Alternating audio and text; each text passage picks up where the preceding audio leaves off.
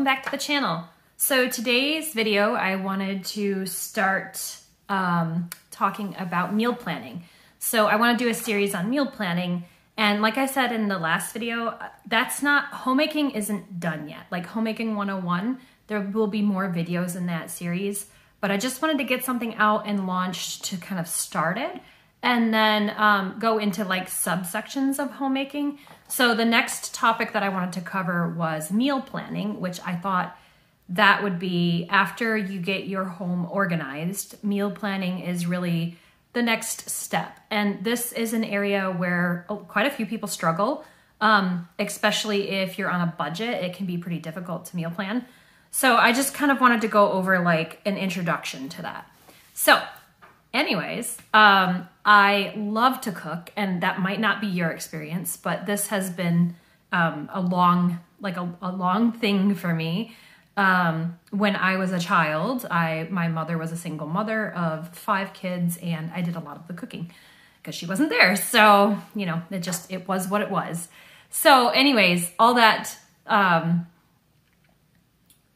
it was great because it led me into a love of cooking and baking in particular, and just food. Like, I really love food.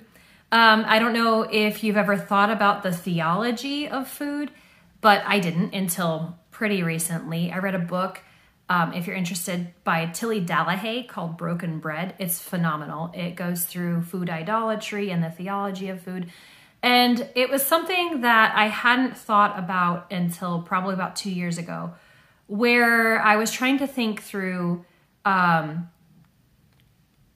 don't know what the word is, but just a little bit of my backstory in terms of my religion and my belief set on religion was that I was in charismatic Christianity for a long time. And when I came out of that, thankfully, by God's grace, I landed into Reformed theology. So, and I had never even heard of what Reformed theology. I had no idea what it was. I was mainline. I call myself an evangelifish. I was a mainline Christian going to a big Eva complex church that had like a coffee bar. So, a very cultural Christian. I wasn't actually Christian. I was just a cultural Christian. So anyways, when I came out of that, I, thank the Lord, landed into Reformed theology. And when I was asked, well, why do I believe the things that I believe? And I started having to defend the things that I believed to Reformed Christians. Like my friends, my Reformed friends were asking me, well, why do you believe that? Why is that a set of beliefs that you hold? When I would like just say something that I thought was, I don't know, common knowledge or common sense. And it was very challenging to me because it forced me to think, why do I actually believe the things that I believe? And particularly, I was having a conversation with someone once where I was like, well, I shouldn't be having this piece of bread because it's carbs and that's bad for me. And although she was paleo, she wasn't eating carbohydrates, she asked me, why? Why do you think that? And I was like, well, because everybody knows that carbs are bad for you, you know? And I know, like, I'm speaking to a person who doesn't eat carbs, like not white carbs, not bread. And I'm just like, well, everybody knows that bread is bad. Like, carbs are bad for you. And she's like, why? What? Like, not why does everybody know that, but why do you know that? Like, what's your theology surrounding food? And I was like, what do you mean, what's my theology surrounding food? And she was like, well, you have a theology about everything. Whether or not you are religious at all, you have a theology about everything that you believe. Theology just means that it's your set of beliefs is informed by your worldview. And I was like, huh. You know, nobody's ever asked, what do I believe about food? Or why, actually, more specifically, nobody's ever asked why I believe about food. And she was like, well, it's just something to think through. And then she recommended the book Broken Bread by Tilly Dalahay, and I devoured the book. And then I also read Confessions of a Food Catholic by Doug Wilson, also devoured that book. They were both phenomenal books, by the way. I cannot recommend either of them enough. But broken bread really left a big impression on me, and I recommend it to everyone that struggles with any sort of food idolatry. And that can be gluttony, that can be asceticism, that can be what you would call like an eating addiction or a control disorder surrounding food, but just a really, really phenomenal book. And I would challenge you to think through your food theology as you're going through meal planning. The reason that I say that is because as a woman, and specifically as a homemaker, you think about food all the time. Even when you're not hungry, you think about food because you're having to think about the mouths in your home that you're going to be feeding, or the mouths in your community that you're feeding. I don't know your specific life situation, but just in my situation, I feed people in my house 3 times a day. I pack lunches for people in my house. I pack breakfasts for people in my house. I host potlucks for my church community. I have friends over. I bake bread and give it away to neighbors. My life really does truly like revolve around eating. And not because I'm constantly eating, although here lately, yikes, I really need to get that under control before that becomes a problem. But what I'm getting at here is that because I'm feeding mouths all the time, there's really no better way for me to think through what I think about food than to ascribe it with a theology. Why do I think the way that I do? And then to ask Scripture, what informs me in Scripture about food? Because there's a lot of food idolatry roaming around out there, and we almost always land into one of the camps. So for me, I tend to swing between like gluttony, where I can binge eat, and also then back to the polar opposite, asceticism, where I just won't eat anything. So those are things where food rules. Like there are how do you want to say it? There are sins that are specific to food, and our culture doesn't really want to talk about it. In fact, right now, our culture really wants to celebrate like body positivity on people that are clearly unhealthy. And I think that that's a really horrible thing, both for the people that are trying to fool themselves into believing that they're healthy, and also for culture at large, and then for the church, because the mainline evangelifish church, and I know because I was part of that, will follow whatever the culture is doing. That's why they're evangelifish. That's why I was an evangelifish, because I would just follow whatever the culture was doing. And since the culture is currently doing obesity, morbid obesity is more than okay, and celebrate it, and body positivity and things like that, the mainline evangelifish churches will be doing the same thing. If they're not already doing it, give it a few months and they'll be just right along with it. And there are so many problems with that, aside from the fact that we're created in the image of God and that every single human is valuable and has value, right? We're all image bearers. How does being so obese affect how you can serve? And that right there, it's like, how can you be the most efficient part of the body of Christ if you can't walk, if you can't, like, and I'm not talking about like people that have deformities or things like that, but if you literally can't walk up a flight of stairs without getting so winded that you think you might die, you can't possibly be serving the people in your house well and the people in your community well. So you just can't. And that's not offensive. It's just the truth. And I say that as someone who is carrying more than a few extra pounds, who needs to be more concerned about my own general health.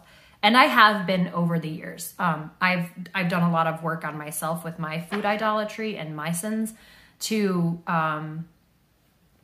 work through a lot of these issues. But I would just like to challenge you, like, this is all interconnected, right? Part of homemaking is having a healthy body.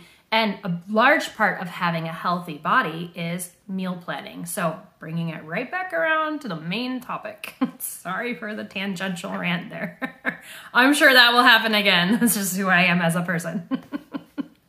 So some of the things that I kind of want to touch on today, I have a small list here that I'm going to be following, but I want to talk about like the main benefits and the how-to of meal planning. Oh, excuse me. Yikes. That was a yerba mate coming back up on me. Okay, so first and foremost, why do you need a meal plan? Because it saves time and it saves your energy. Meal planning makes you more efficient. I can just say this as a matter of fact. Meal planning saves you time and it makes you more efficient.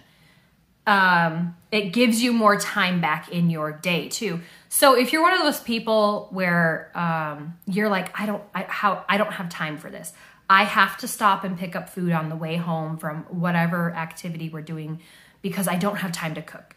Well, it's not that you don't have time to cook, it's that you don't have margin in your day. And maybe you do work a full-time job and maybe time is actually a huge commodity for you. I don't know your life situation, but what I do know is that crock pots exist, Instapots exist, ovens exist. Like there are tools at your disposal that are relatively easy to get a hold of that you can find at thrift stores if you're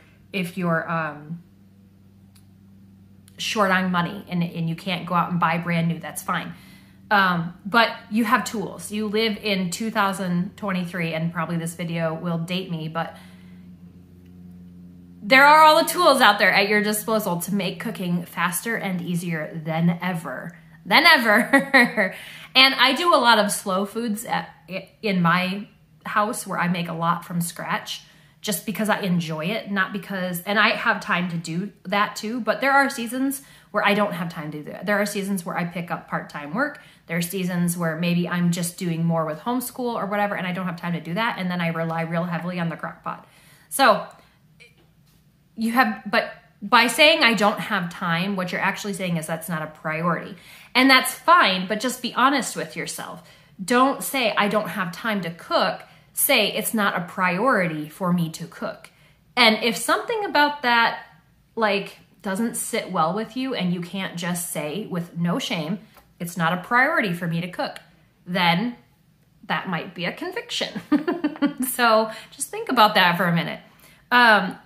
Reducing food waste. That's probably the number 2 most important reason as to why you should learn to meal plan. Food waste is huge. I looked up the statistics on this and I didn't write it down, so I don't even remember what it was, but it was shocking the amount of food that we throw away as a culture, like a Western culture, and as Americans, as a society, we throw away so much food, which like awesome that we have so much that we can literally throw it away. That's a great gift from God, but also a terrible, terrible thing because there are people in our own backyards that cannot afford to eat and that have food scarcity. And here we are just literally throwing things out.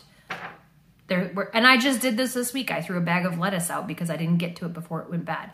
So I'm preaching to myself here, right? Like I'm teaching to myself. I'm not like, this is, what do we call it? Professing. Like I'm not a professor, but I will profess some things. So anyways, it's also, meal planning is also important because it promotes healthy eating.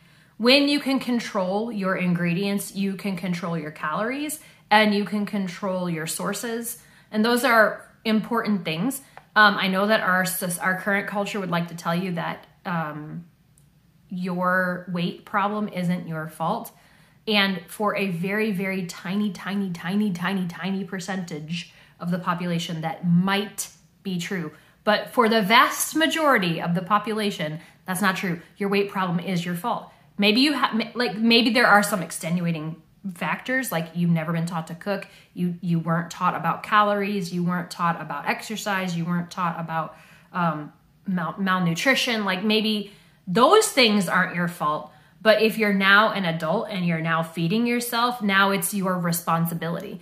It might not be your fault that you didn't have the groundwork laid for you to get to this point, But now as an adult, it's your responsibility to manage it.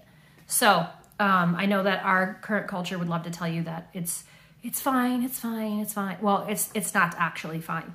And again, I'm teaching myself here, it's not actually fine if I can't make it up the stairs without having to stop and take a breather. Number 4, it saves money. This is super pertinent right now. I don't know if you've noticed, but the cost of everything has like tripled. So for me, it's been, meal planning has been a lifesaver. I have managed to keep our grocery bill, I'll say within reason, but I mean, even 2 years ago, I wouldn't have dreamed about spending this much money on food. So within reason, given the circumstances that we're in as a nation, I suppose. We would certainly be in much worse financial condition if I didn't know how to meal plan. I will say that for certain. One of the biggest household line item expenses that you can actually control is your grocery budget, your food intake. So there's just a lot of great resources out there about this. One resource that I want to recommend to you, but it's not Christian, it's not conservative, it's nothing like that. But there is a podcast out there called Choose Fi, CHOOSEFI. They also have a YouTube channel, I think. And they have an episode called Fat Wallet Fit Waste. And it was eye-opening to me. That was actually really, really helpful. They're not Christian. They don't profess any sort of worldview as far as I know. I don't know them. I just liked the podcast. There are episodes of it that are like, whatever, dumb. But that particular episode was very helpful in thinking through why meal planning is so important. So that was Choose Fi, Fat Wallet, Fit Waste. And number 5, it reduces stress. Meal planning reduces stress for numerous reasons. First of all, it builds margin into your day, it saves you money. It gives you a plan so that you're not flying by the seat of your pants. Number 6, it enhances variety in your diet. This is something that I just see on a super regular basis, babysitting and nannying. Kids don't eat like anything. I've babysat several kids in my house that wouldn't eat what I cooked here. And I'm not cooking anything weird. I'm just cooking your very traditional foods, and they won't eat it because they only eat chicken nuggets and mac and cheese. That's it. And that's sad. We wonder why we have some of the most obese children in the whole history of the world. Well, it's because they're only eating chicken nuggets and macaroni and cheese.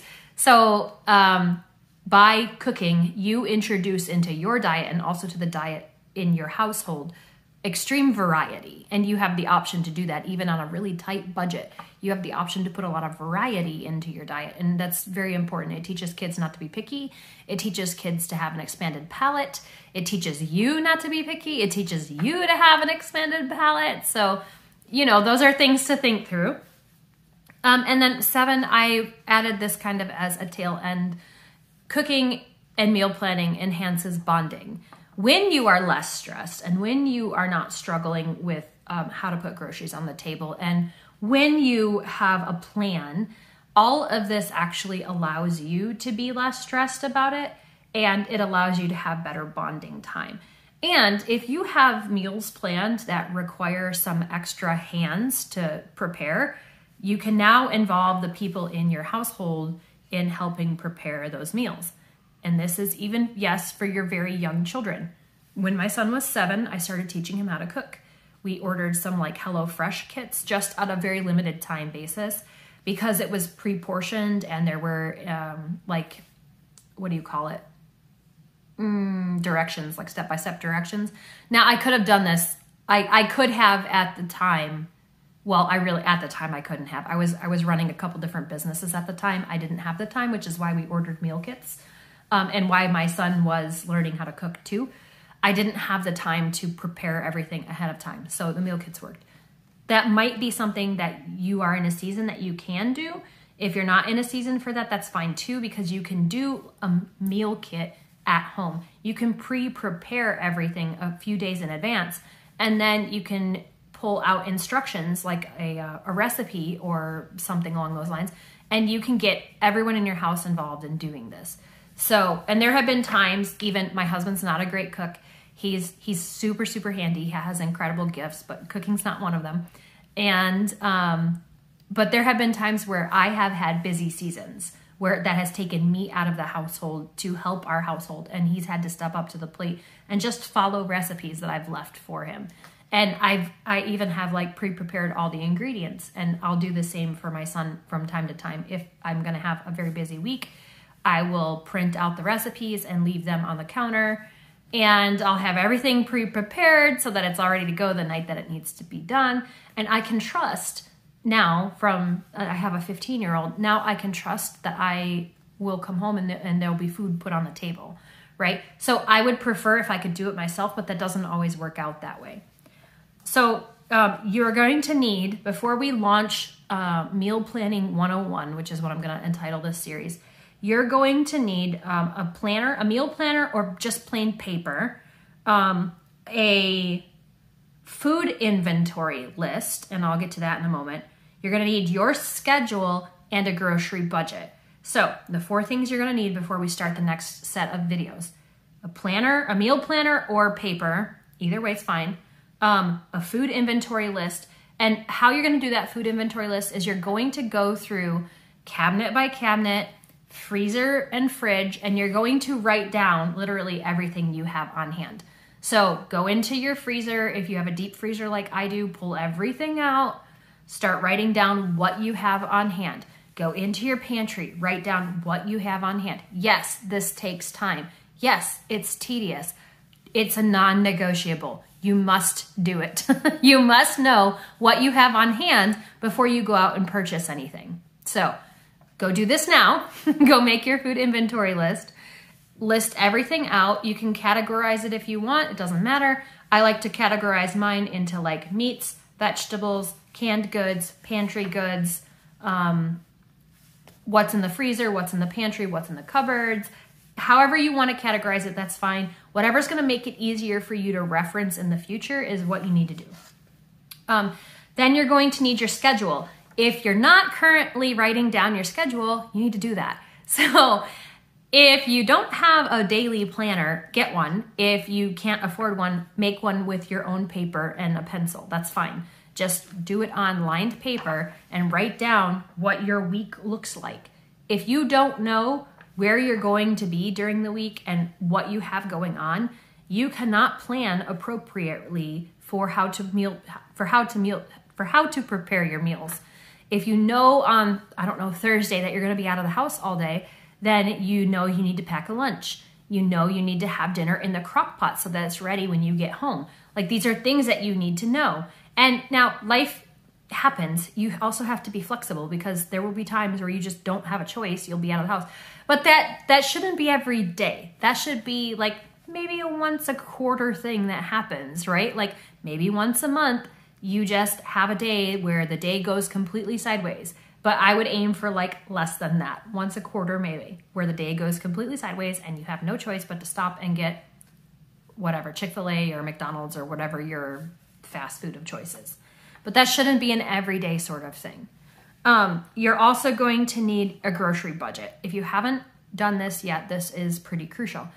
How do you do a grocery budget? Well, go back in your last 2 to 3 months of spending and write down every time you have bought groceries or went out to eat, and then add it all up and average it, because that's what you're currently spending. If you don't know what you're spending on food, go find out. It will probably shock you. It's usually the biggest line item after housing in an American household. So go find out what you're spending on food. There is no like right or wrong answer for this. I have a family of 4. We eat pretty healthy. I spend about $150 a week if I can. And sometimes it's more than that. I try to come under that if possible. Here recently, it's kind of impossible to get that low. So, and I'm in Central Florida. We eat not 100% organic, but I do try to like do the Big 12 organics. not always, because sometimes the budget just doesn't allow for it. So you need to know what you're spending on food. You need to know what you have for food on hand. You need to know your schedule, and you need some meal planning paper. And it doesn't have to be specifically meal planning paper. I got like a $2, I got a $1 one at the dollar store. That was like meal planning. So the next video, if you're gonna be coming back to watch the meal planning series, is going to be joining me for my own meal planning session so that I can show you guys how I go through the process. So thank you so much for watching. I hope you find this content helpful. Give me a like and subscribe if you do. Leave any comments for any upcoming content that you would like to see. I really appreciate all the support so far. It's been pretty cool to see the little subscriber number going up and the watch hours going up for being such a young channel. So that's telling me that like you guys really do like the content and that it's being helpful. So anyways, like, share, subscribe, you know, the whole whatever thingy. But I hope you guys have a fantastic week, and I will see you back here tomorrow for a new video. All right. Love you. Bye.